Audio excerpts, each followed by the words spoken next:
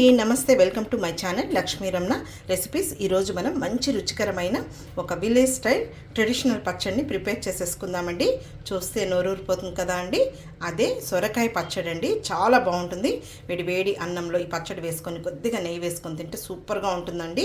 అలాగే అన్ని బ్రేక్ఫాస్ట్లోకి తినచ్చు. రోటీ, నాన్, చపాతీ, పుల్కాలకు కూడా చాలా బాగుంటుంది. కాబట్టి ఈరోజు మనం ఈ సొరకాయ పచ్చడిని ఎలా ప్రిపేర్ చేసుకోవాలో కావలసిన పదార్థాలు, తయారీ విధానం ఒకసారి చూద్దామండి. ఇక్కడ నేను ఒక కప్పు సొరకాయ ముక్కలు తీసుకున్నానండి. ఒక మీడియం సైజ్ కప్ అనమాట. నేను పైన అయితే చెక్కు తీయలేదండి, ఎందుకంటే ఇది లేత సొరకాయ అనమాట. చూడండి, ఈ సైజులో చిన్న చిన్న ముక్కలుగా కట్ చేసుకోవాలి. ఈ విధంగా చిన్న ముక్కలుగా మనం కట్ చేసుకున్నామంటే మనకు పచ్చడి చేసుకునేటప్పుడు ఇవి ఫ్రై చేసేటప్పుడు త్వరగా వేగిపోతాయి. నేను ఆల్రెడీ ఇవి కట్ చేసి పెట్టేశాను. ముందుగా స్టవ్ వెలిగించుకొని ప్యాన్ పెట్టేసుకుందాము.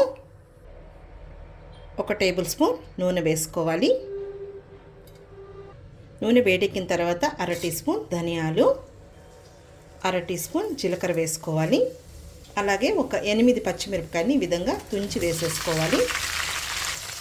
6 వెల్లుల్లి రెమ్మలు మీడియం ఫ్లేమ్లో ఇలా కలుపుకుంటూ 1 నిమిషం ఫ్రై చేసుకోవాలి.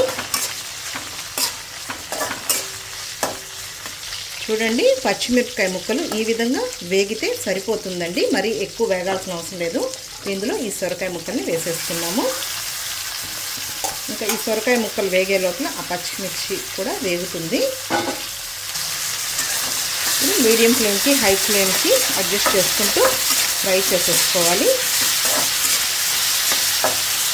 ఇప్పుడు ఇందులో కొద్దిగా కరివేపాకు వేసుకోవాలి. ఇప్పుడు ఇవి కొద్దిగా మగ్గిన తర్వాత ఇందులో ఒక 1/4 టీ స్పూన్ పసుపు పొడి వేసుకోవాలి. కొద్దిగా రాళ్ళుప్పు వేసుకొని ఒక 2-3 నిమిషాలు ఫ్రై చేసేసుకోవాలి. మనకు ఇందులో నీళ్ళు వస్తాయండి, మనం కడుగుంటాం కదా, ఆ నీళ్ళతోనే ఇది వేగి ఉడికిపోతుంది. అందుకే మనం కొద్దిగా చిన్న చిన్న ముక్కలుగా కట్ చేసుకోవాలి. ఓకే అండి, ఈ సొరకాయ ముక్కలు ఒక 1/2 వంతు దాకా మనకు ఉడికాయి అన్నమాట. ఇప్పుడు ఇందులో ఒక 2 పెద్ద టమాటోల్ని ముక్కలుగా కట్ చేసి వేసుకోవాలి. అలాగే కొద్దిగా కొత్తిమీరను కూడా కట్ చేసి వేసుకోవాలి. కొద్దిగా చింతపండును కూడా కడిగి వేయాలి, మరి ఎక్కువ అవసరం లేదు, మనం టమాటో వేసాం కదా.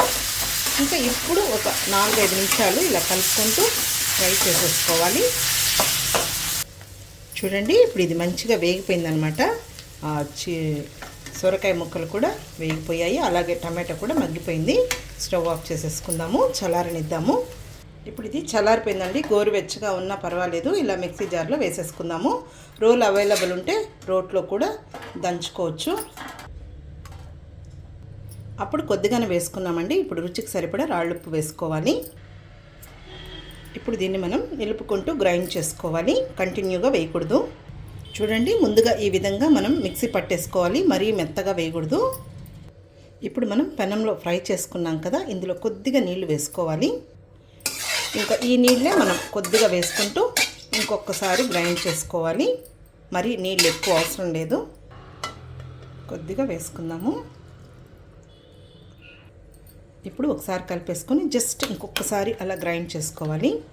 చూడండి, ఈ విధంగా మిక్సీ పట్టేసుకుంటే సరిపోతుంది. అక్కడక్కడ మనకు సొరకాయ ముక్కల పలుకులు కూడా పచ్చడి తినేటప్పుడు తగిలితే చాలా బాగుంటుంది. ఇప్పుడు ఇంకొద్దిగా నీళ్ళు ఉన్నాయి, అవి కూడా కలిపేసేసుకుందాము. ఇప్పుడు ఈ పచ్చడికి పోపు వేసేసుకుందాము. ఇప్పుడు మిక్సీ పట్టుకుని పచ్చడి అంతా కూడా ఒక గిన్నెలోకి తీసేసుకుందాము.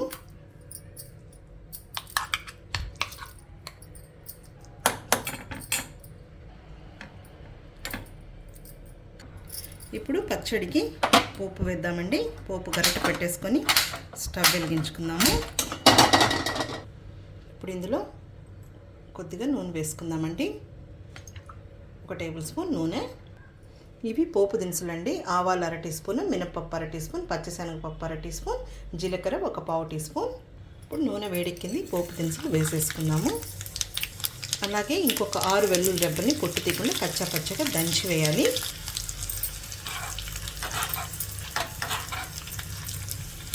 పోపు దినుసులు వేగిపోయాయండి, వెల్లుల్లి కూడా వేగింది.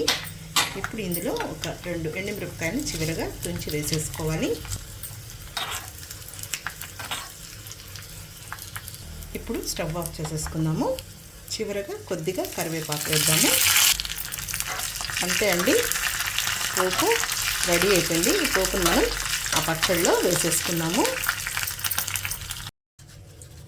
పోపు వేసేసుకుందామండి. అంతే అండి, చూసారు కదా సొరకాయ పచ్చడిని నేను ఎలా ప్రిపేర్ చేశాను. కాబట్టి మీరు కూడా ఒకసారి ఈ విధంగా ట్రై చేసి వేడి రైస్లో కొద్దిగా నెయ్యి వేసుకొని, లేదు రాగి సంగట్లోకి, అలాగే అన్ని బ్రేక్ఫాస్ట్లోకి, రోటీ నాన్ చపాతీ పుల్కాలో కూడా చాలా బాగుంటుందండి. పెరుగన్నంలోకైతే ఇంకా చెప్పనవసరం లేదండి, సూపర్గా ఉంటుంది. కాబట్టి తప్పకుండా ట్రై చేసి మళ్ళీ ఎలా వచ్చిందో కామెంట్ చేయండి. ఈ వీడియో మీకు నచ్చితే లైక్ చేయండి, షేర్ చేయండి.